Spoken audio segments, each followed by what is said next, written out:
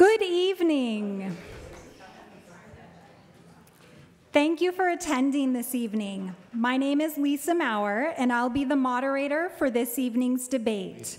Before we begin, if you can silence all your phones and electronic devices, and additionally, please refrain from any interruptions to the debate as it is being recorded for on-demand viewing and post-captioning services.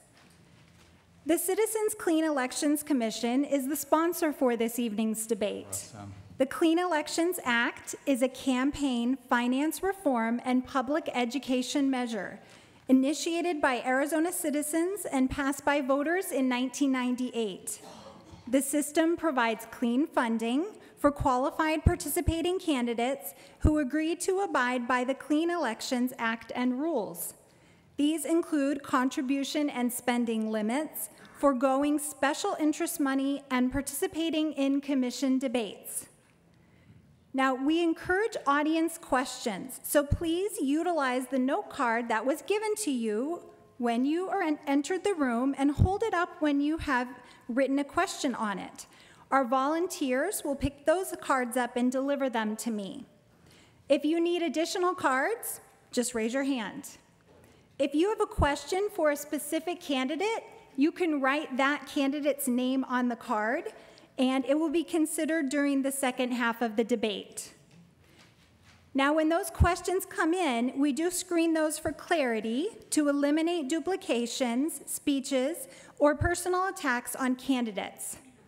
The debate this evening is scheduled for 1 hour, so we may not get to all of the audience questions, but we will do our best. So let me tell you a little bit about the format this evening. Tonight's debate includes 1-minute opening statements, and then the first half of the debate begins with 2 minutes for each candidate to answer the same question. After all of the candidates have responded to the question, the first responding candidate will be given an additional 30 seconds. And then we'll be rotating which candidate responds first each time. Now, the second half is going to allow a different question per candidate with 1 minute to answer and an optional 30-second comment from other candidates. And then we'll end with 1-minute closing statements.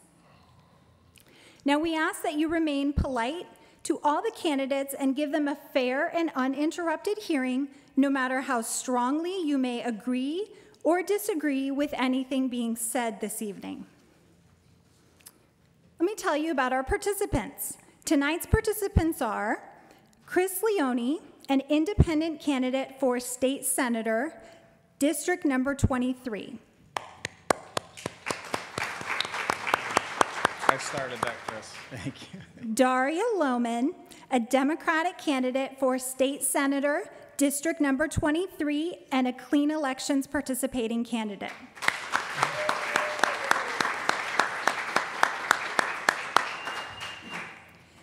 Eric Kurland, a Democratic candidate for state representative, District Number 23, and a Clean Elections participating candidate.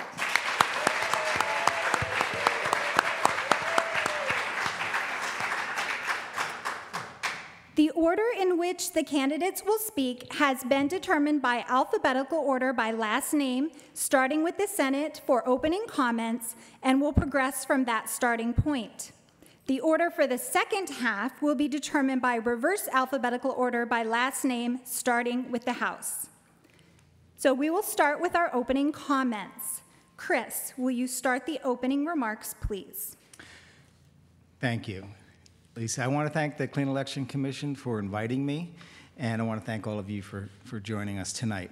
I am running as an independent because we need somebody who can be a catalyst for genuine bipartisan legislation that lasts. Legislation that is not gutted every time a different political power changes hands. As an independent, unaffiliated with a party, and not bound to an ideology, I can be that catalyst for good government that is committed to the public interest ahead of all partisan and special interests. Someone who comes with a clean slate, no political baggage, and is comfortable working with Democrats and Republicans. I'm someone who will put balance and common sense back on the legislative table. Thank you. Thank you. Daria. Thank you to the Clean Elections Commission for hosting this debate and everyone for coming this evening. I'm Daria Lohman. I'm running for District 23 State Senator. Prior to getting my degree in physics and mathematics, I served 6 years in the United States Army, including tours in Vietnam. My degree led to a 33-year career in software and cybersecurity in the defense industry. In 1995, I became a single parent to my 2 daughters, then ages 7 and 9. Now I'm a grandmother of their 2 young boys. I'm very concerned that neither my grandsons nor the other children of Arizona will get appropriate health care and the quality public school education they must have in order to enjoy a successful future. My opponent has failed to provide adequate funds for public education and stands in the way of affordable, accessible health care. I will fight for a fully funded public education system and affordable health care that together are very critical to the future of Arizona. Our state leaders and my opponent have taken Arizona in the wrong direction. Now we must take Arizona forward. Thank you.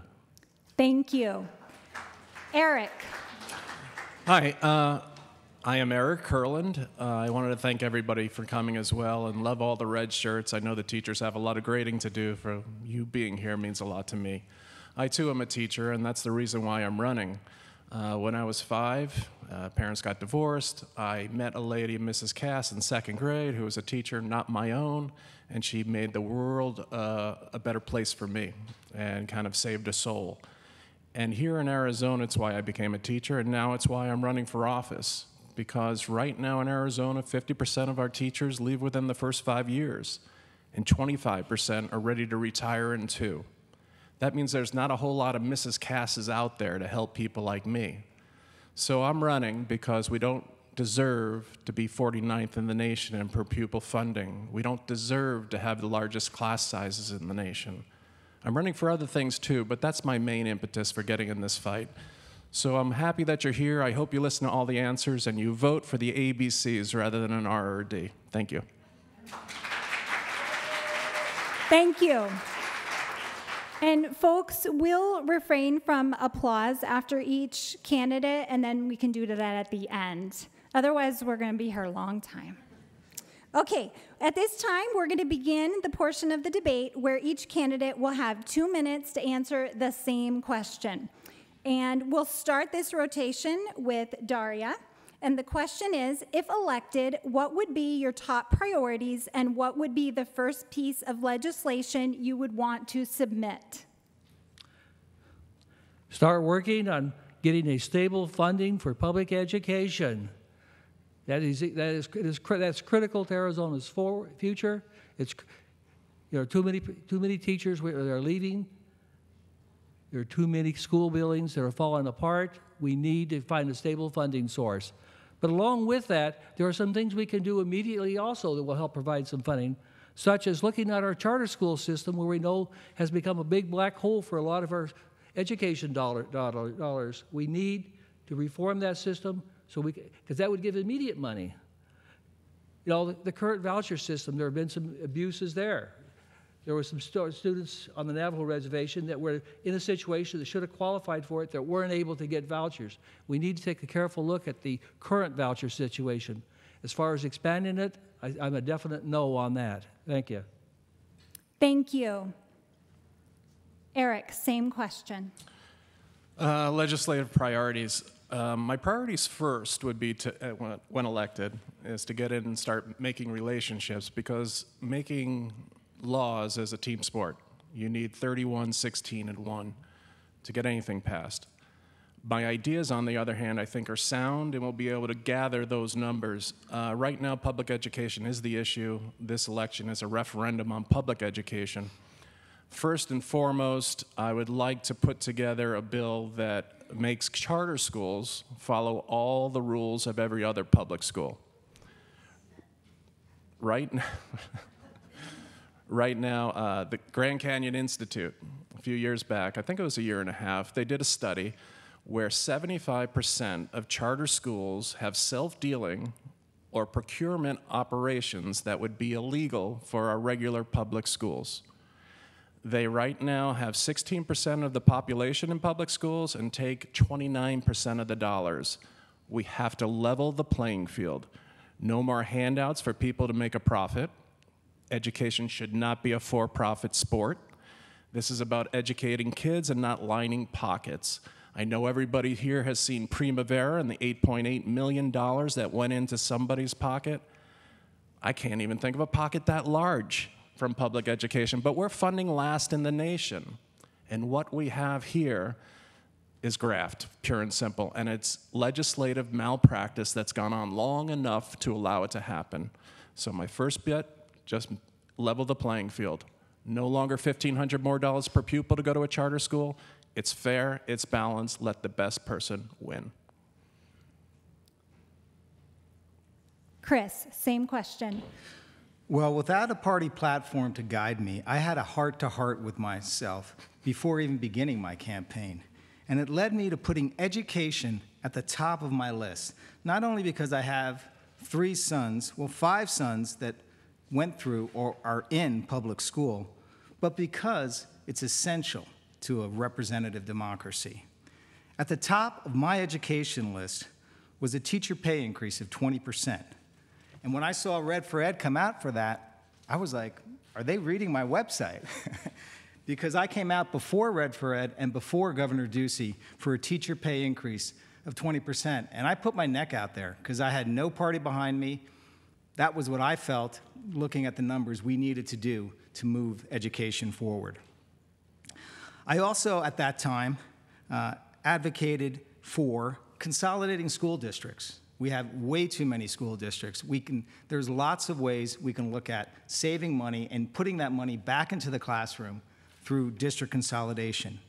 I also advocated in my platform for reducing the average class size. I also advocated for increasing teacher autonomy. And lastly, well, I had lots of things. You can go to my website and see. I haven't changed it. But I'd like to see a one-on-one mentoring of teachers on the job less than 4 years, because we do have a big problem with teacher turnover right now. And every student needs a great teacher, but every teacher needs a great mentor. And there are a lot of teachers out there that I think would love to get involved in a one-on-one mentorship with a young teacher who has been on the job less than 4 years.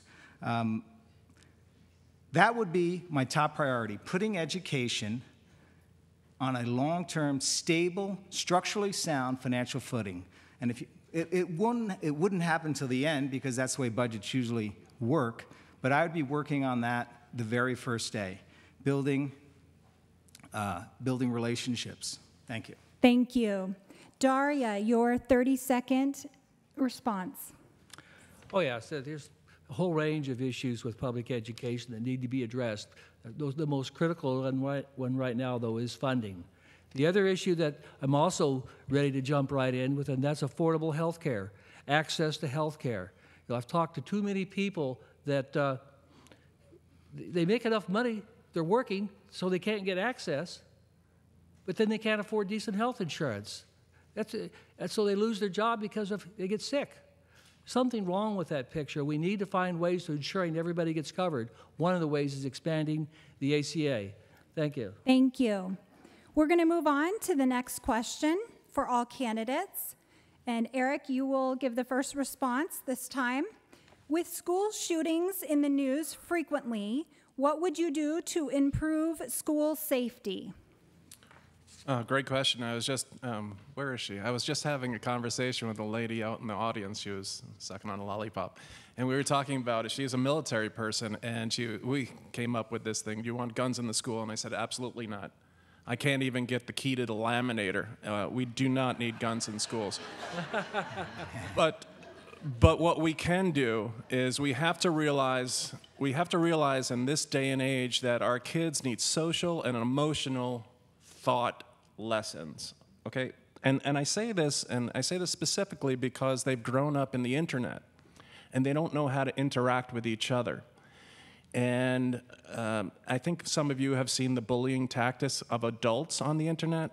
Well, you haven't seen anything until you see the children. So we have to do that, and right now we have to get more counselors into our schools. We have the largest counselor-to-student ratio in the country. And a lot of these things, we lead the league in the wrong statistics. right? And there's an overarching reason, because we are funded last. And when you're funded last, you make decisions of whether we're going to fix the air conditioner or whether we're going to hire a teacher. And these are false choices. Here's what I will do. I will say that we have to put in social emotional education, but we can also put a peephole in every door in our schools and a lock that locks from the inside. We might not stop all shootings, but we can stop a lot of the carnage with those two things. And I bet we can get a sponsor from a bunch of people in the community. So, long story short, work on educating kids, smaller class sizes, dealing with their social emotional, but also putting in safeguards to reduce what happens from bad people. Thank you. Chris, same question. Can you repeat the question?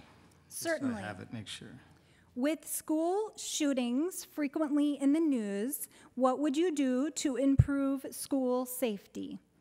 Well, I want to say one of the second things I would advocate for is getting the governor's plan to make our schools safer back on the table.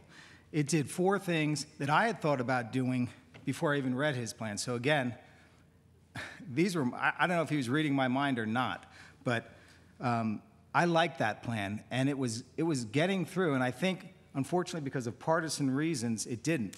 But a severe threat order of protection is needed. That, if you don't know about it, is a way for counselors, teachers, or parents to notify authorities that there's somebody who may be imminently about to harm themselves or harm others. And if they have guns, they can be removed immediately. They will have their due process. And if they don't have guns, they can't purchase any. So it's called STOP, and it's a great idea. It's a way to trigger a more effective, a quicker response before what happened in Florida would not have happened if they had a severe threat order of protection in place, because that child gave a lot of signals that he was going to harm people, and he should not have owned any guns. What else I liked about the plan is that it made gun owners responsible, because what happened in Texas is a father allowed his underage child to get access to his guns. Any responsible gun owner knows that you do not you keep your guns in a safe place. So that's the second thing. And also it provided money for schools to become less vulnerable, putting locks on the doors, cameras where they need to be. And finally, which I think is very important that we start, I think we're heading for a mental health crisis in our schools, but it provided money for behavioral and mental health. So that is one thing that I will advocate for and try to get done as soon as possible. Thank you. Thank you. Daria, same question. Well, to begin with, as I've read a lot of the previous cases, there's been a lot of statements made. Oh, there was a law that wasn't obeyed. There are actually a lot of laws already on the books that are not adequately enforced. So one of the things I would start off with immediately is audit and verify enforcement of all existing gun laws. Too often, something that should have been done, it was not done. Start with where we're at and look at that, along with the idea of increasing the school counselors. Right now, Arizona is 924 to 1. When recommended by the ASEA is 250 to 1, and that may even be too much. So that somebody can talk with each of the students and gets to know who they are personally and can catch the kinds of problems that we're starting to see. That's what we begin with. Talk about school resource officers. Also, school resource officers are also trained and have had active shooter training, along with the locks and the other things that have been discussed. There's just so many things we can do. We have to start doing it instead of just saying, we're just going to let everybody have guns. I was in the military. Before I got a hold of an M16, before the Army let me handle an M16, an automatic weapon, they made sure, one, that I had been barraged and all kinds of comments, that I was mentally stable, I wasn't going to freak out. And then they made sure I was trained in how to take care of the weapon before they even provided ammunition. There's something wrong with the picture of anybody being able to walk into a store and get some of the kinds of weapons that we have available. I will fight to keep guns out of the hands of those who have malicious intent, whatever we have to do. I have no problem with responsible gun owners, but there are too many people who have known mental issues that are getting their hands. This has to be everywhere, not just within the schools. That's how we're going to keep our kids safe. Thank you. Thank you. Eric, you have an additional 30 seconds to add thoughts. 30 seconds. I think I wish that my opponents were here tonight. I think it's horrible that they're not here for this conversation, because the governor did have a plan that was ready to move forward, and unfortunately, it had to pass muster with the NRA. And once it got watered down, it went nowhere.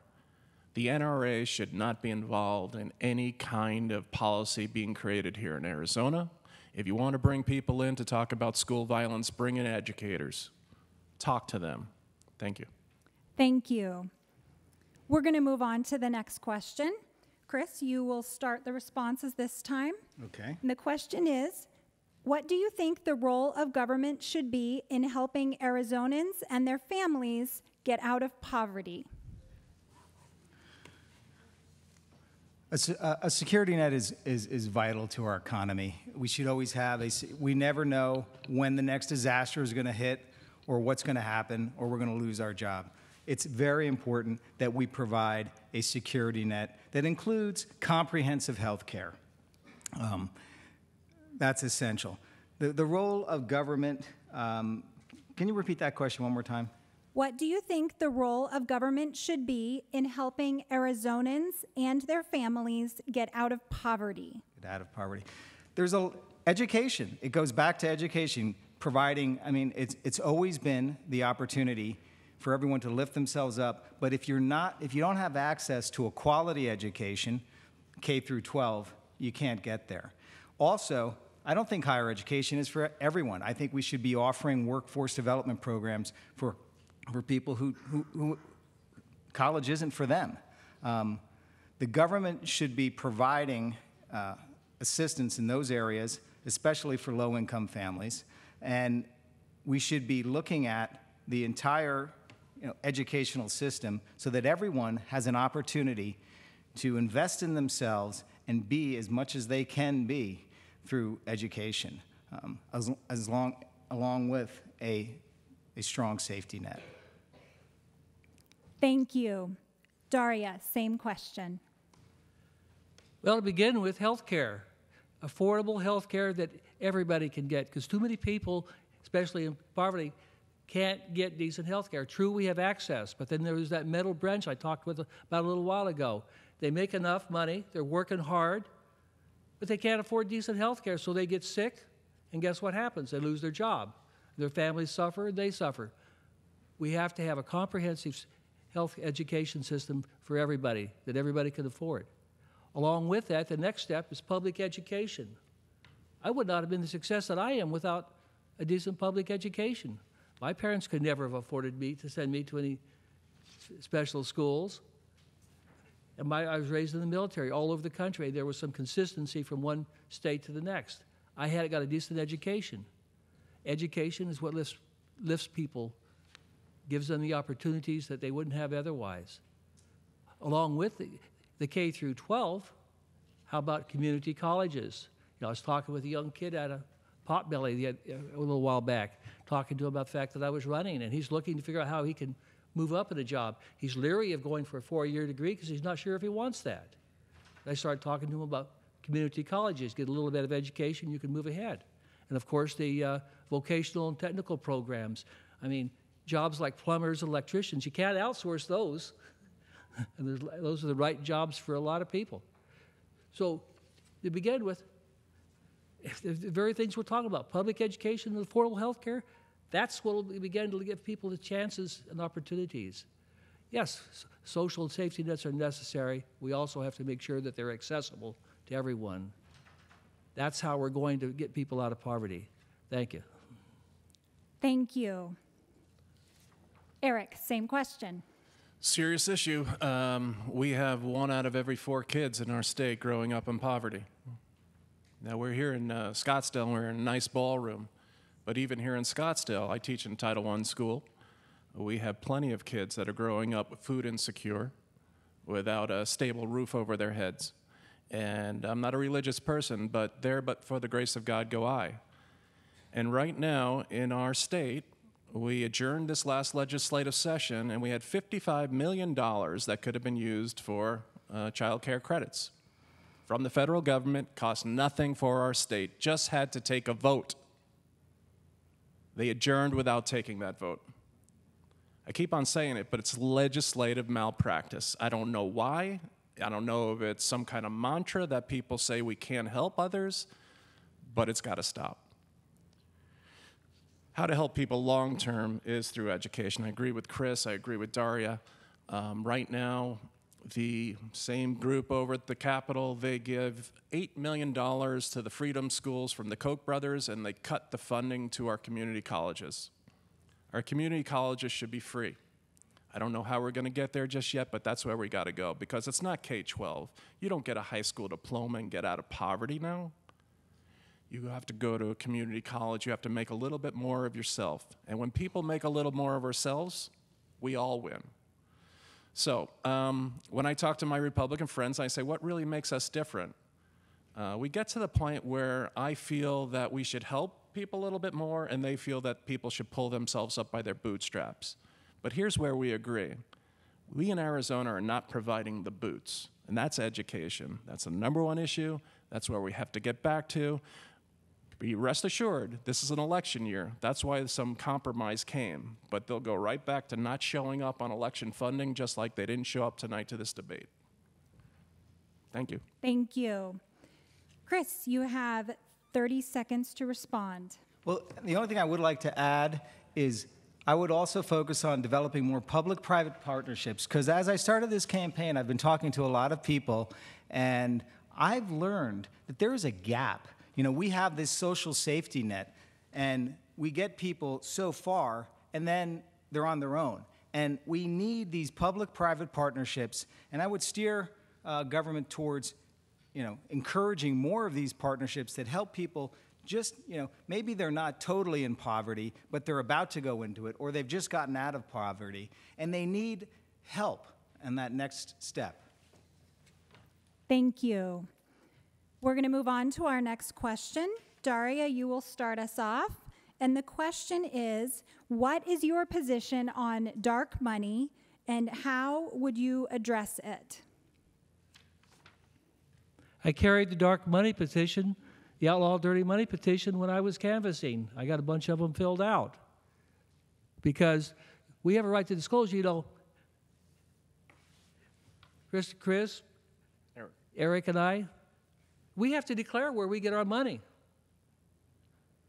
You could look at my finance report. You can see that so-and-so gave me $50, so-and-so gave me $160. Now, the small donations are not the big problem. It's the big donations. If Koch brothers give $1 million to some fund that's going to support Doug Ducey, all we see is that original fund. We don't know where the money came from. And lately, we're finding out that organizations like the NRA have been getting Russian money. Do we want people from outside the country and outside of our state having influence in our election process? I don't believe that very many people are supportive of that. So we have to go back and relook at how we're going to do the dark money petition. And that brings up this big question. Why aren't our current legislators doing anything about it? They aren't, because they're the benefactors from it. So it's time to make those changes to say, we are going to have campaign finance reform. In fact, there's a movie out that's about what happened in Montana called Dark Money. If any of you get a chance to see it, take a look at it. They went through the same thing we're going through here. They wound up convicting one of their state. I think it was the state speaker of the House, if I remember correctly. So that's how we're going to do things. Pay attention to where the money's coming from. We have to do something because too much influence. Thank you. Thank you. Eric. Great question. Tempe passed an ordinance with 91% of the vote. 91% voted yes to expose campaign contributions. You can't get 91% of people to agree that the sky is blue. You'll get 10 to say, you know what, there's a hint of fuchsia in there. But seriously, this is what the people are clamoring for. There are very few people, I think 5% of those people voted the wrong way because they marked the ballot wrong, and then there was about 1% that said, no, we really need to keep these folks anonymous. There's no basis in law. Everybody has a First Amendment right to free speech. You don't have a First Amendment right to anonymous speech. And right now you can see signs along the parkways and along the Scottsdale Road. And I saw one that was yellow and said yes or no on 127. I got confused myself. And because they were worried about the ratepayers paying more money with this going to renewables. And I'm thinking APS puts $11 million into the governor's campaign. The governor then appoints 2 new Supreme Court justices from 5 to 7 that then makes a ruling that says Invest in Ed can't be on the ballot. And then they take more money from me, as they've also elected a corporation commission from my pocket, because it's a monopoly. I have no say of where I'm going to get my electricity, but they take more of my money and then they put it into an opponent's. It's just this horrible 3-ring circus. We're a little bit of the Wild West here in Arizona. We like to really go whoop-doo-doo. But we're going to have to put the reins in on this. And if I'm elected, the first thing I'm doing is I'm going to go down to Tempe and Mark Mitchell, the mayor, and I'm going to get that law, and I'm going to float it right through where we are in the legislature. There's no reason we shouldn't know. No reason. Thank you. Remember, we're holding applause. Thank you. Chris. Thank you, Lisa. Yes, I was in support, and I did sign the ballot measure that was circulated by the, Terry Goddard, right, thank you. I do believe that we need to know where the money's coming from. That's our right as sovereigns of this state. To not, I mean, any judge will, would agree that you need to know the source of the money and know where they come from. So yes, I believe in transparency. I would have liked to have seen that bill stay on the ballot and allow us to vote on it. And it just makes sense that this is our democracy. This is our representative government. We should know how our representatives are being funded. Thank you. Daria, you have an additional 30 seconds. Okay. Also on the Outlaw Dirty Money petition website, there was a list of endorsers. I'm listed as one of the endorsers. And guess who, along with, besides Terry Goddard, who was involved? How about Tom Horn, former Republican Attorney General? And I talked to him. He's as upset as we are. He's ready to do something. Our state legislature voted a law specifically to disallow local groups from doing this. That is wrong. We have a right. Why do you think we have all the campaign reporting requirements for candidates? So you know where the money's coming from. Thank you. At this time, we are going to transition to the second part of the debate, where each candidate is going to receive a separate question with 1 minute to respond this time. Now, additionally, the other candidates will have an optional 30 seconds to address the same question. Now, remember, you can still submit those questions via the note cards and direct them to specific candidates.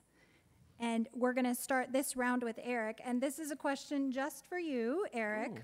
This question from an audience member is, what will you do your first day on the job?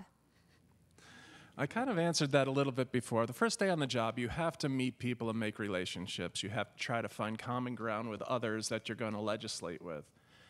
You can have the greatest ideas in the world, but unless you can convince others that you and them can work together, nothing's going to happen.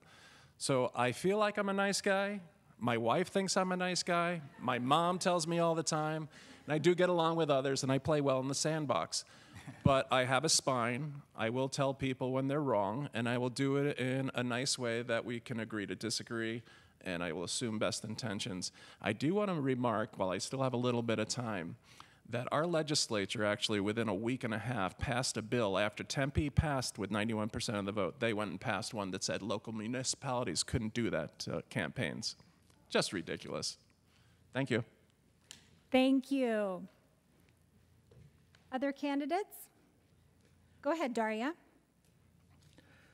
My first day, well, you start talking to people because quite often you find that public officials often have a private opinion and a private personal opinion, and you start talking to them so you find out what those opinions are. And once you can put aside all the political rhetoric, quite often you can find many points of agreement. During my working career, I had to do that with many people as an engineer. Put aside everything else and figure out what focus on getting something that works. And once you could put all the other stuff aside, you could often find a lot of agreement. Thank you. Thank you.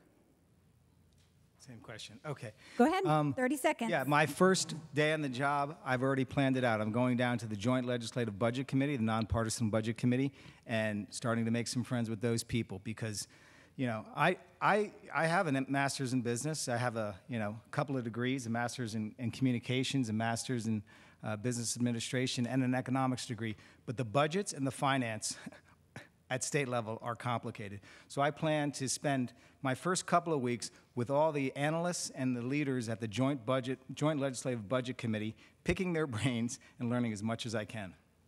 Thank you. All right, the next question, Daria, this one is for you.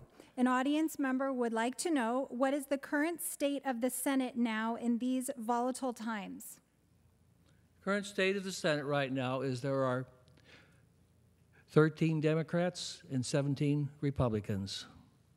So if we can win 2 seats, we can at least tie. If we can win 3, we can potentially have some power down the state legislature instead of sitting back idly watching them do whatever they want. I went to the LD 28 debate last night, and I listened, you know, to Kelly Butler talk about some of the problems that they have down there because they have to sit back and say, okay, why can't you pass anything? Well, it's because who's in control of the legislature. That's how we're going to be able to start changing some things and moving things forward a little bit. And also to start more dialogue because all legislators will then have to work together more so in order to get anything passed. Thank you. Thank you. Would any other candidates like to respond? Sure, I'll go this time. I was glad that Daria had those numbers handy, but yes, there's only 2 seats margin, and what I've been telling people is there is another independent out there that's also running. We've talked. We agree on a lot of things, but we don't agree on everything. Her name's Kathy Connect, and she's running in District 21. And if she and I were able to win our districts, that would put a stop on either party having a majority in our Senate. That would be the catalyst for real common sense legislation. May I? Thank you. Can I jump in? You Great. certainly 30 may. seconds. 30 seconds. The first vote that anybody takes is the most important. It's not on any legislation. It's on who's going to be the Senate president, who's going to be the leader of the House. Last year, the Senate president was Steve Yarborough. And I imagine the people in this room just want quality legislation that will serve the purpose of the people. Unfortunately, half of the people that make legislation don't get it heard because of that one vote. If you elect these people that are up here, I think I can speak for Mr. Leone, but I firmly believe that they will elect somebody that puts through legislation that's good rather than who sponsored it. Thank you. Can I add? I want to be the speaker, the president of the Senate. I am going to. If I win, I'm asking for it. All right. So the next question, this one's for you, Chris. Okay. An audience member would like to know, what would you propose in the legislature to provide dedicated funding for public education? Love that question. I only have 30 seconds. You have 1 minute. Okay. That is the most important issue, and I think I'm very qualified to help with that. And as an independent, I think I can bridge the gap. We do need to fund education on a long-term, stable, structurally sound. By that I mean we're matching revenues with expenses basis. We should treat education funding like our water supply. Put it on a secure basis for the next 100 years. And I have some ideas. I've taken them from other people, but I do think, you know, we could look at comprehensive tax reform that removed inefficiencies in our tax code, made it more transparent, and we could raise, and especially removing special interest distortions that change economic behavior And I've heard that that could raise $1 billion right there. I also have an idea that I've heard from other people. These are not my ideas, but certain industries may be amenable to an excise tax, whereby we can reduce regulations in those industries in exchange for them not passing on the higher tax to the consumer. Thank you. Right now, there's about 350 easy millions right out there. Stop most every one of those tax credits to private schools. Look at the ones for public schools. That's $250 million. Bond for new school construction rather than paying cash, that's another $100 million. Then we can talk about what we need to do with our tax structure and what it is we want from our education system and how we're going to fund it. Thanks. All right. Yes. Thank you. Complete accountability and where our money is going. Number one, yes, where's the money going for all these schools? A lot of it's going to charter schools, going down a black hole. How about the other one? Private prisons. You know, I've always questioned the sanity of private prisons. You know, government has a vested interest in jailing as few people as possible, jailing only those that really need to be jailed. Where a private prison has a vested interest in jailing as many people as possible, and we have to pay for cells that aren't filled. To me, there's something wrong with that. Besides that, in order to jail people, you have to. You can finish your thought. Okay, in order to jail people, it costs a lot of money, and then you have to pay. If you've got a private prison, they have to make a profit. So where's the efficiency there? Okay, thank you. All right, we're going to move on. Eric, this is your question. An audience member would like to know, what is your position on whether there is or is not a teacher shortage, and how would you address it? My gosh, thank you for the question. There is a teacher shortage. Last year, we had over 3,000 classrooms without a qualified teacher in front of them and 2,000 classrooms without a teacher. The governor thought to make a dent in that by allowing anybody with a pulse to go into a classroom. Basically, if you had a degree and you had hours in a certain subject area, look, I've got a finance degree. I'm not going to be able to go teach finance. But even if I could without a teaching degree, I wouldn't be a good finance teacher.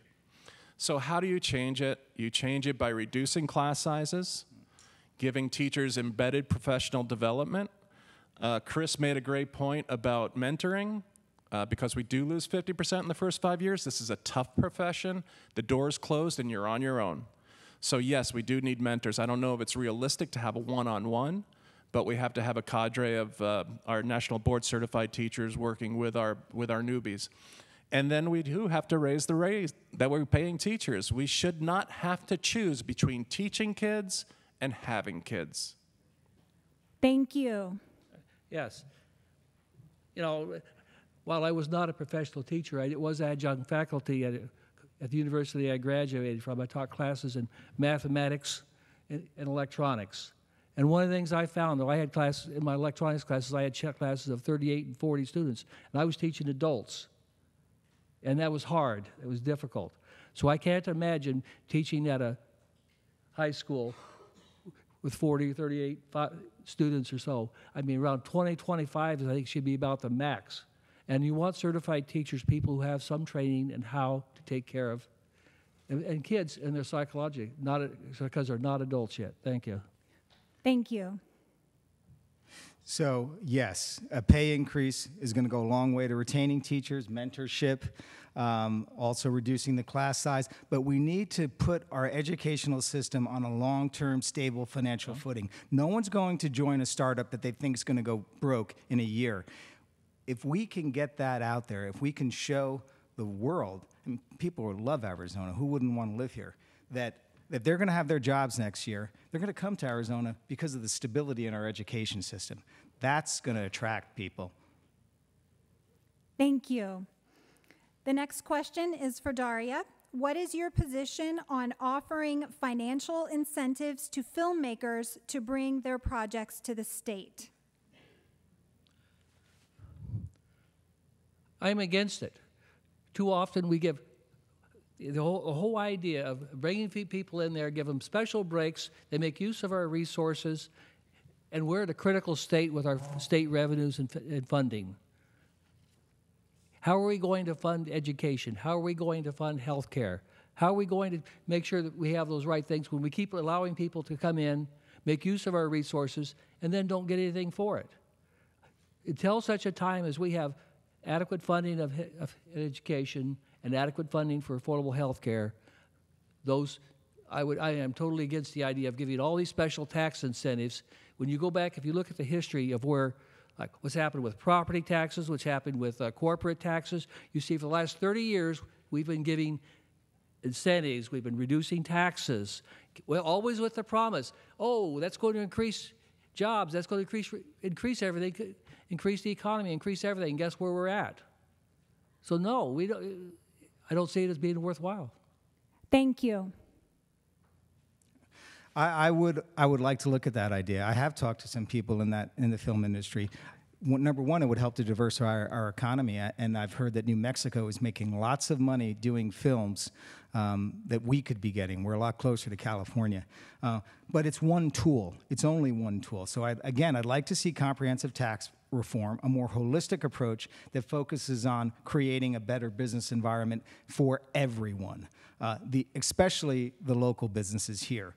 That includes tax incentives, includes higher education, includes workforce development, and improving the overall livability of our state. Thank you.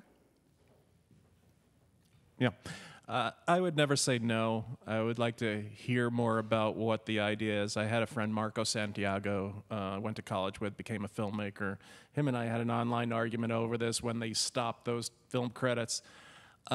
I said that they just basically bring their own people here and pretty much take advantage of us, and I think that's the truth. Now, if you could come up with some way that we would perhaps be able to hire local and maybe pay $5 out of the hour for those people, I mean, if you can convince me that this is good for our economy, then perhaps, but I'm not looking to carve out any specials for any businesses.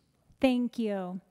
The next question is for Chris, and this is an audience member who would like to hear a little bit more about your position on gun laws. You had given some information about gun violence. What would you promote as a legislator regarding gun laws? That's a very important issue, and thank you for the question. But yes, I'm a strong supporter of the Second Amendment, but I also want to see gun regulations. Like I said, the Stop Threat Order of Protection is a great idea to remove weapons from somebody who would harm themselves or harm another. I would also think that investing in behavioral health in our K through 12 is another great investment of time and money. But I don't think anybody should have a gun who wants to hurt other people. And it doesn't matter what kind of gun it is, because it could be an assault weapon, a shotgun, a handgun. That's why I think the Severe Threat Order of Protection is so valuable. That's something we got to get passed as soon as possible. Thank you. As I mentioned earlier, audit and verify enforcement of all existing gun laws. Too often, something that should have been done was not done. The Second Amendment is very powerful. It also talked about having a regulated militia, but I really have a problem with people who have no training being able to walk down and buy the guns. But I have no problem with responsible gun ownership. But too often our laws are such that right now a lot of people with malicious intent can get a hold of guns. As you know, a little while back they passed a law that allowed transfer of guns with no idea where they came from in Arizona, private transfers. Thank you. I firmly believe that any purchase of a gun should go through a licensed dealer, and there should be a waiting period. I just don't think you should be able to buy one on Craigslist and open up your trunk and Billy Bob sells one to Joe Bob. That's just ridiculous. And I'm looking at Tammy Caputi out in the audience, I think she'll concur with me. We have to take a look at domestic violence and stop in our tracks. Anybody who is accused, just put a moratorium. That's where the majority of a gun violence comes, through domestic violence, and I think we have to have a mature conversation about that. Thank you. Next question for Eric. Yes. What is your position on the use of private prisons to incarcerate Arizona inmates? I am not a fan of private prisons. There is no altruism involved in capitalism. These people aren't looking to rehabilitate, they're looking just to incarcerate and line some pockets. Right now, my opponent, who would be sitting here, Mr. John Kavanaugh, takes a lot of money from the private prisons. In 2014, he tucked $900,000 into an appropriation bill that was not even asked about into the private prisons. Until it was found out by Lori Roberts, did he pull it out and not give it, although they were cutting schools that very same year. Private prisons in our state, we lead the league in guaranteeing them a profit, paying them 90 to 100% occupancy, whether they have it or not. We also have sentencing that needs reform for people that commit nonviolent first offenders, victimless crimes, because here in Arizona they have to serve 80% of their sentence. And if you've seen anything with ICE and what's going on with immigration, it's another big moneymaker. There is nobody in the private prison lobby who wants to see people do well. Thank you. You know, a couple of years ago, John Kavanaugh again decided that, well, since fentanyl was such an addicting drug, we're just going to increase the sentences for it. Doesn't solve the problem, doesn't resolve anything, but it makes the private prisons richer. He also, I mean, like we could go on about that, but. Can I go? Yeah. You may. Yeah, I think prison reform is needed, way needed. We're incarcerating way too many people. I think we need to look at ways to move the profit motive out of prison reform. I'm not a big fan of having government row the boat. I like to see it steer.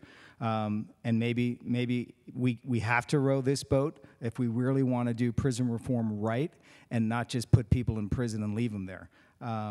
I think the current administration, presidential administration, is, you know, they're advocating for prison reform. I don't know if they've gotten anything done, but I can give them credit for at least advocating. We do need prison reform. Thank you. Do we still get rebut? We're moving on to the next question. Okay, the next question is for Daria. Considering the federal government's possible reduction of health care programs, what would you propose Arizona do?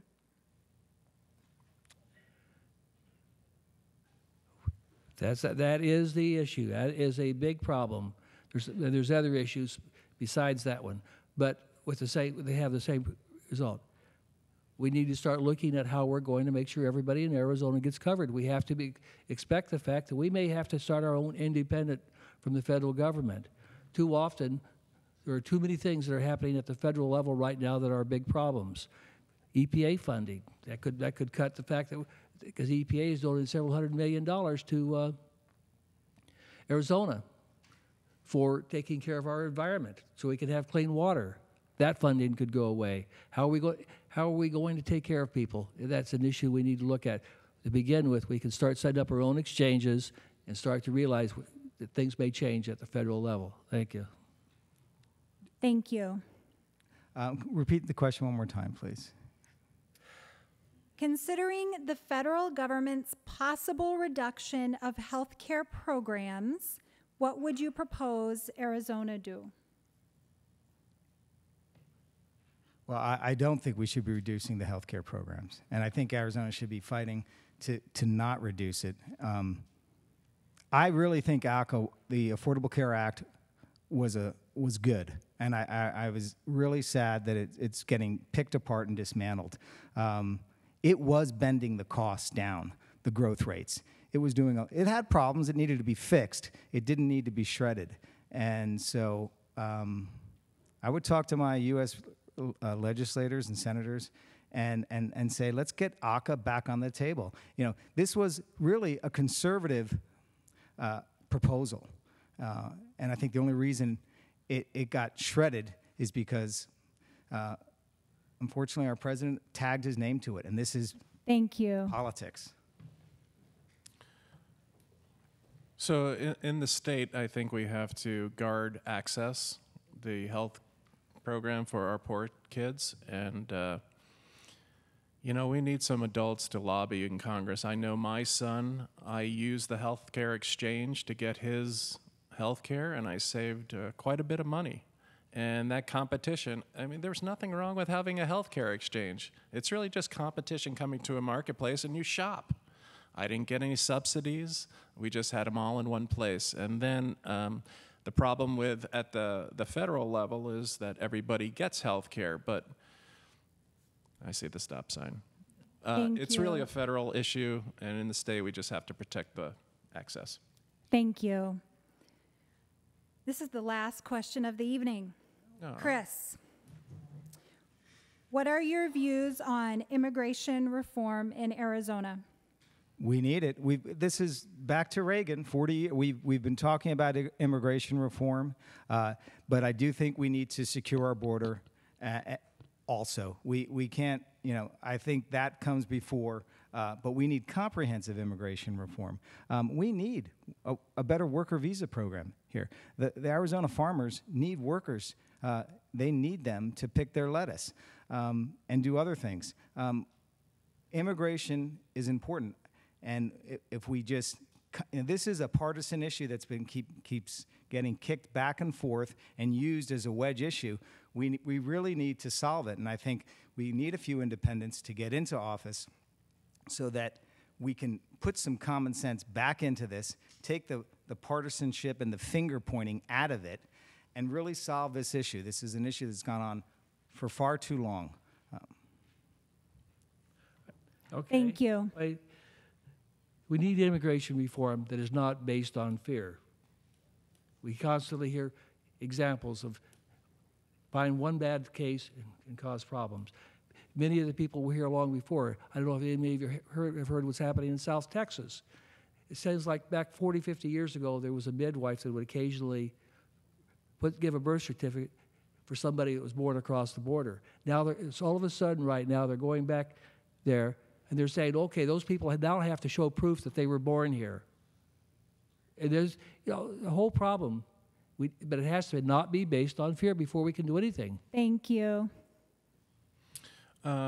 Immigration's not a state issue. There's really nothing for me to say on that matter other than if there are people in this state, they're separating kids from their parents, that we need people that are in this legislature to step up and say that's not going to happen in our state. Otherwise, it's not our issue. It's a federal issue. I have plenty of ideas on it. Young lady I was talking with before about perhaps spending time in the Army or the armed forces. That's not either here or there for a state candidate. Thank you. All right, we are going to move on to our closing statements. The first closing statement will be given by Eric. Thanks very much. Thanks for the Citizens Clean Elections Commission, and wonderful job moderating. My fellow up here on the dais. I am profoundly disappointed that the opportunity we had to have a spirited debate was lost on my opponents. Jay Lawrence and John Kavanaugh decided not to show. I think that is a deep, disrespectful way to treat their constituents. I'm not going to put any motives behind it, but I will say that they should defend their record. I think it's indefensible, and I was ready to pick it apart one by one. As I said, when Tempe passed the ordinance, they went around and passed something to squash it. When the citizens passed the raising of the minimum wage, they went and changed it to strict compliance for anybody wanting to get something on the ballot, so that if you signed your name on an initiative and it hit the line, it was thrown out. Ridiculous, taking the voice of the people. They have zeroed out the funding for community colleges, which is just ridiculous. And the last thing I'm going to say, they reinstated 301 for another 20 years, right? But the fact is it's not voter protected. And if they rape that money the first time, they're going to do it again. Thank you. Daria. My thanks to Clean Elections and all who came this evening. Michelle Ugenti-Rita not only voted against the Medicaid expansion, she sued the state to stop it. Ugenti-Rita voted for the strict compliance that was used by the court to throw in Vest and Ed and outlaw dirty money off the ballot. Ugenti-Rita voted no on the Prop 301 extension, which continued an existing 0.6% sales tax that brings in over $600 million for education. Affordable health care and quality publication are critical to a healthy, educated workforce that will attract business to Arizona. And I will work with anyone who supports affordable health care for all Arizonans and stable funding for public education. I will fight any attempts to defund health care or starve quality public education. I'm Daria Lohman. Please vote for me for District 23 State Senator. Thank you. Chris. These are special days we're in, and I want to thank Darian and Kurt for running. One of the things I said to myself is that we need more, as an independent, the reason I ran is because I got tired of looking at ballots that only had one candidate. Over 50% of the legislative seats last 2016 went to uncontested candidates. I thank them for running. We need more people to run. And as an independent, I think we need some independents. There are 1.2 million independents in this state. None of them are represented. There are no elected independents. We need just 2 to put balance back into our state legislature, myself and Kathy Connect. Ideology is a fine starting point for government legislation, but I don't think it should be the end point.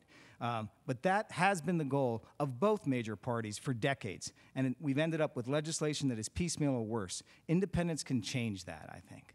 Thank you. Thank you. To our candidates, we thank you so much for participating in our forum.